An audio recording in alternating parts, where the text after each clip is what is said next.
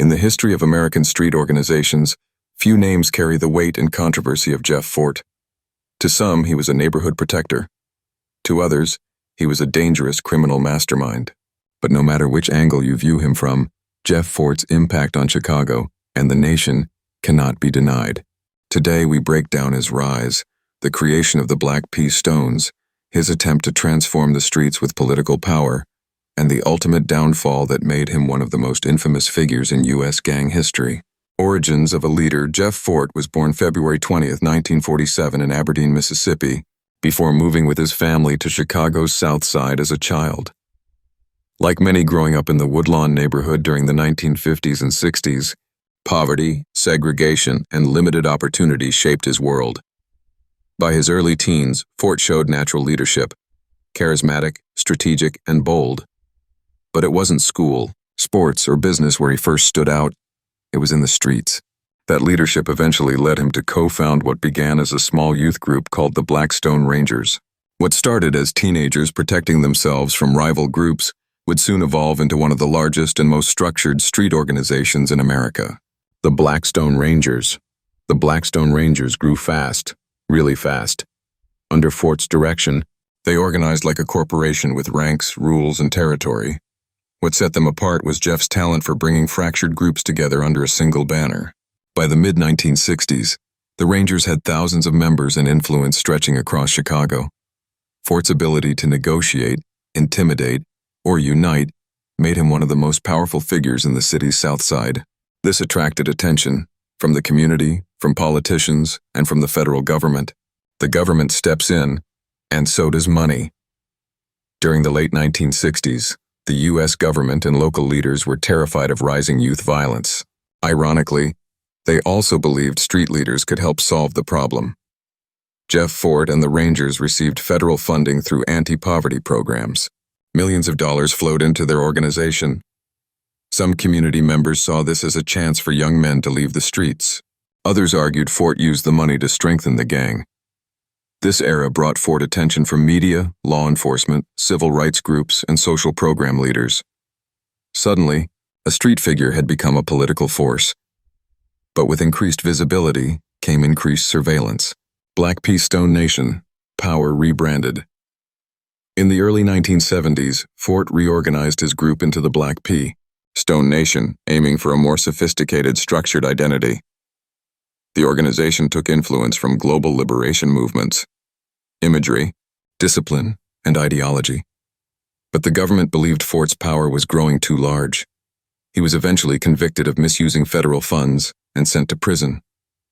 Yet even behind bars, his influence didn't disappear. His name alone still carried power across Chicago's South Side.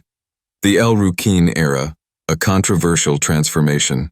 When Fort was released in the late 1970s, he reinvented the Black P. Stones again, this time as the Rukns, drawing from Islamic teachings. Many followers genuinely believed this was a move toward unity and discipline. However, federal investigators alleged that the organization continued its illegal activities.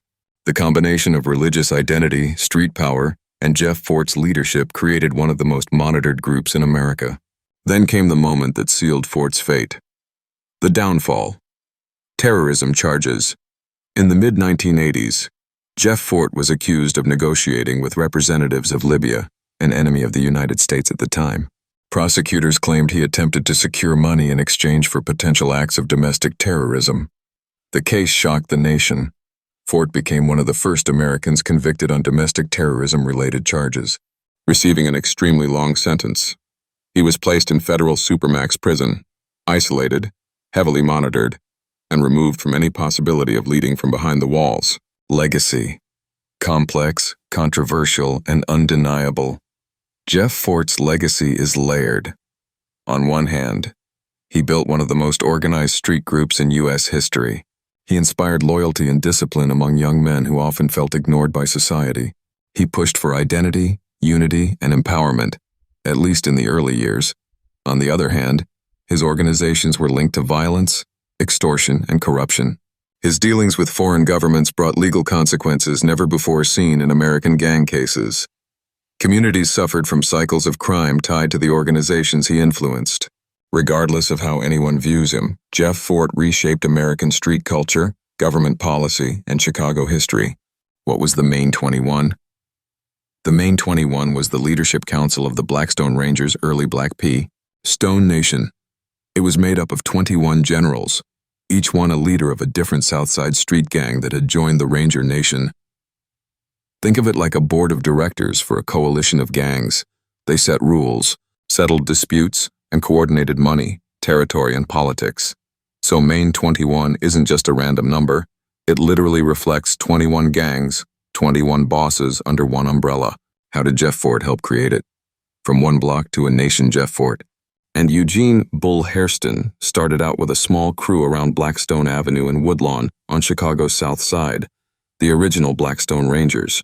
As they fought rivals like the Devil's Disciples, they focused less on random beef and more on organization and expansion. 1960s, days of rage pulling other gangs under one flag. By the mid-1960s, Fort was using his charisma and negotiation skills to recruit smaller gangs across the South Side into a single nation. Sources describe groups like the Maniacs, the Four Corners, the Lovers, the VIP, as the Pythons, the Warlocks, the FBI, a local gang, not the agency, the Conservatives, the Pharaohs, 1960s. Days of rage. Each gang kept its own neighborhood identity, but took on the Ranger identity as part of a larger structure. That's how you get thousands of members across multiple sets under one Blackstone Ranger, or later Black P. Stone Nation banner, formalizing the leadership. The birth of Main 21. Once all these gangs were under one umbrella, Fort and Hairston needed a formal leadership circle to control this big network. They created a governing body of 21 leaders, the Main 21. This council represented the different sets, handled internal discipline, and acted as the government of the Ranger or Stone Nation. It was a big step up from a loose gang. It was more like a political organization with a hierarchy, which is part of why the Fed started treating them as a serious power player, not just kids on a corner. Who was in the Main 21? Different sources don't give a complete verified list of all 21 names, but they do agree on several key positions at the top of the Ranger Nation around that time. From contemporary reporting, like James Allen McPherson's work on the Blackstone Rangers, the Main 21 included 1960s Days of Rage, Eugene "Bull" Hairston, president of the organization. Jeff Fort, vice president, also known as Angel or Black Prince. George Watusi Mad Dog Rose, warlord, responsible for enforcing decisions and handling violence discipline. Paul the Preacher Martin, spiritual leader of the group. The rest of the Main 21 were the bosses of the smaller gangs that had joined the Rangers. Those sets like the Maniacs, Four Corners, Lovers, VIPs, etc. Their individual names are less consistently documented in open sources, and some of that information comes from street lore rather than solid records. So historians usually just refer to them as leaders of the affiliated sets rather than listing every name. Jeff didn't literally sit down one day and say, "I'm creating the People Nation," but he was one of the key architects behind it, and it grew directly out of his power moves in the late 70s. I'll break it down into how it formed and why it was created, plus who was involved. What is the People Nation? People Nation is a big gang alliance that started in Chicago around 1978. First inside the Illinois prison system, and then spreading to the streets. It's not one gang, it's a coalition of several nations that agreed to ride under the same banner and back each other up against rivals, especially the Folk Nation, Larry Hoover's alliance. Jeff Fort's own organization, Black P. Stone Nation, Rukn, became one of the anchor groups in that alliance. In the mid to late 1970s, Larry Hoover and the Black Gangster Disciples began uniting multiple gangs into what became the Folk Nation. This new alliance gave Hoover a huge base of numbers and influence, especially in prison, where alliances mean survival, and then on the streets. For other large gangs, that was a problem. Either fall in line under Hoover's umbrella or get outpowered by his network. How Jeff Fort helped create the People Nation prison politics and meetings around 1978.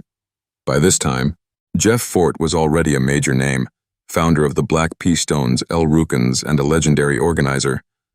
While he and other top leaders were in the Illinois Department of Corrections, there were talks among the big non-folk gangs about forming their own counter-alliance. Various sources describe it like this. Leaders from El Rukn's Black Pea Stone Nation, Jeff Fort. Leaders from the Vice Lords, Bobby Gore and others.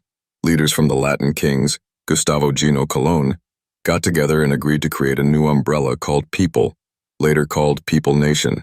Jeff Fort wasn't the only founder, but he was one of the central power figures whose organization gave the alliance real weight, formalizing the alliance. Once they agreed on the alliance, they named it People to distinguish it from folk, started lining up allied gangs under the People side. Early member sets included El Rukn's Black Pea Stones Vice Lords, Latin Kings Mickey Cobras, then Cobra Stones, bishops Spanish Lords later, some gay lords and Southside popes, among others.